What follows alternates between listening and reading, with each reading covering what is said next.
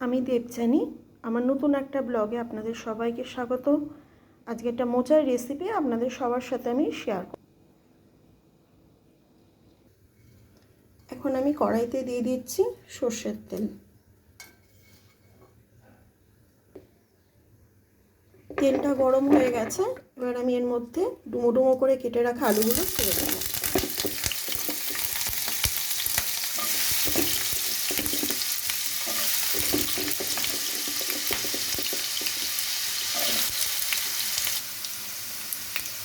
এবার এখানে দেব আন্দাজ মতন লবণ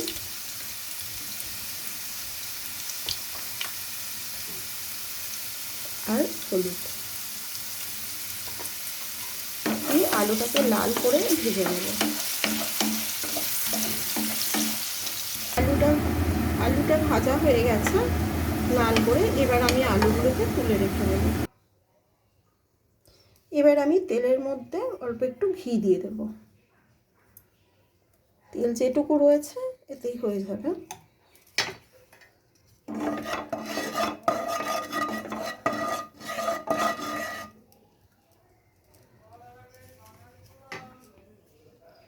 এবার আমি এখানে ফোড়ন দেব। আমি ফোড়নের জন্য রেডি করে রেখেছি শুকনো লঙ্কা, গোটা গরম মশলা, গোটা জিরে, তেজপাতা।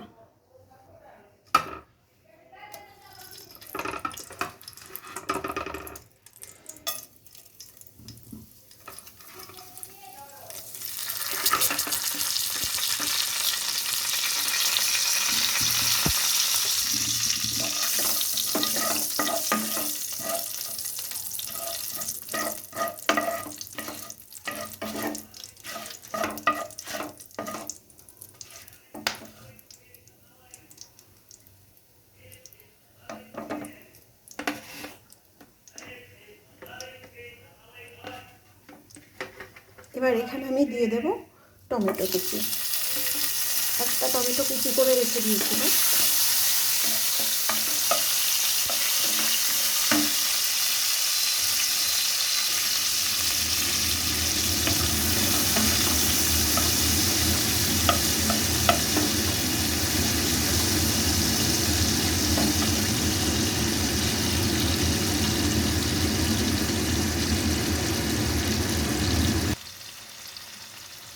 এবার আমি দিয়ে দেব একটা চেরা কাঁচা লঙ্কা, একটু আদা বাটা আর অল্প করে জিরে বাটা আর ধনে বাটা।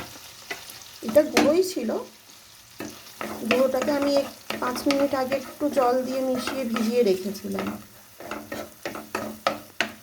এবার মশলাটাকে আমি খুব ভালো করে কষে নেব যতক্ষণ না মশলাটা থেকে একটা খুব সুন্দর স্মেল বেরোচ্ছে। মশলাটা একটু ভাজা ভাজা হয়ে গেছে, আমি একটুখানি এর মধ্যে জল দিয়ে দিচ্ছি।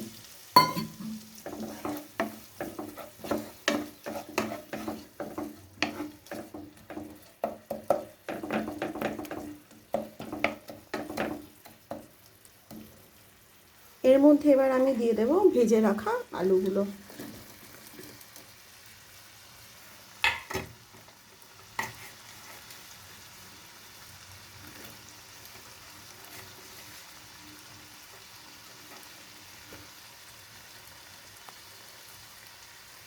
এবার এতে আমি দেব বাদাম। একটু বাদাম রেখে দিয়েছিলাম, আজকে আমি বাদাম দিয়েই করব। আপনারা চাইলে এটা ছোলা দিয়েও করতে পারেন, কাঁচা ছোলা ভিজিয়ে সিদ্ধ করে নিলে সেটা দিয়েও আপনারা করতে, ওটা দিয়েও খুব ভালো হয়। তবে আজকে আমি বাদাম দিয়েই করছি। চিংড়ি মাছ দিয়েও খুব ভালো হয়। চিংড়ি মাছ দিয়ে আর একদিন রান্না করে সেটা আপনাদের সাথে আমি আবার শেয়ার করব। আজকে নিরামিষই রান্না করছি।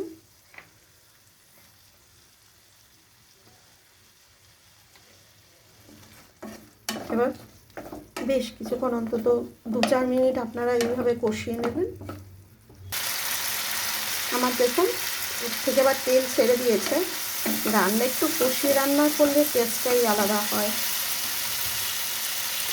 এবার আমি এতে দিয়ে দেব আর একটুখানি লবণ দিয়ে আর একটু কষিয়ে নেব।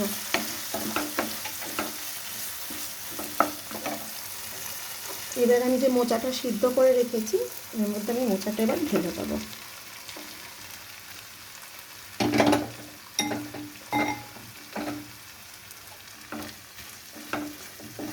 মোচাটাকে এর সাথে খুব সুন্দর করে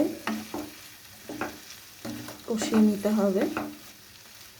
এতে কিন্তু আমরা জল দেব না, গ্যাসটাকে একটু সিম করে রাখলেই এটা খুব সুন্দর রান্না হয়ে যায়। এইভাবে 5-7 মিনিট আমাকে এর সাথে এটাকে কষাতে হবে। এবার দিয়ে দেবো একটুখানি হলুদ আর একটু লঙ্কার গুঁড়ো। ঝালটা আপনাদের পছন্দ মতোই নেবেন, যে যেরকম ঝাল খেতে পছন্দ করেন সেরকমভাবেই আপনারা ঝাল দেবেন। তো মোচার তরকারিটা আমার একটু মিষ্টি মিষ্টি ভালো লাগে। এটাকে গ্যাস সিম করে কিছুক্ষণ কষাতে হবে। এবার আমি ঢাকা দিয়ে দেবো, কিছুক্ষণ ঢাকাতে থাকুক। 5 মিনিট হয়ে গেছে। এবার আমি ঢাকাটা খুলে দেখব। দেখুন পুরো মজে গেছে, খুব সুন্দর একটা সেন্ট বেরোচ্ছে। দেখবো আলুটা সিদ্ধ হয়েছে নাকি। আলুটাও খুব সুন্দর সিদ্ধ হয়ে গেছে।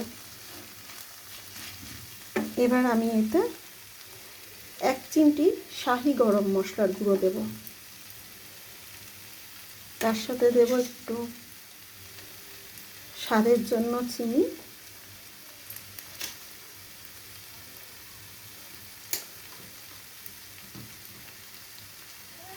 একটু ঘি। মোচার তরকারি মানে ঘি তো দিতেই হবে। এবার আমি এটাকে খুব ভালো করে নাড়িয়ে নেব।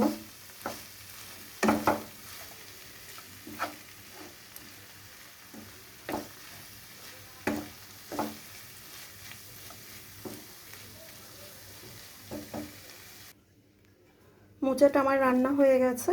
এবার আমি একটা পাত্রের মধ্যে তুলে নেব। মোচা রান্না আমার কমপ্লিট। আপনারা ঘরে এই রেসিপিটা করবেন, তারপর আমাকে কমেন্টে জানাবেন যে কেমন হয়েছে। মোচা রান্না করা যতটা ইজি আবার অতটাই উপকারী। আজকে এইটুকুনি। সবাই ভালো থাকবেন, সুস্থ থাকবেন। নমস্কার।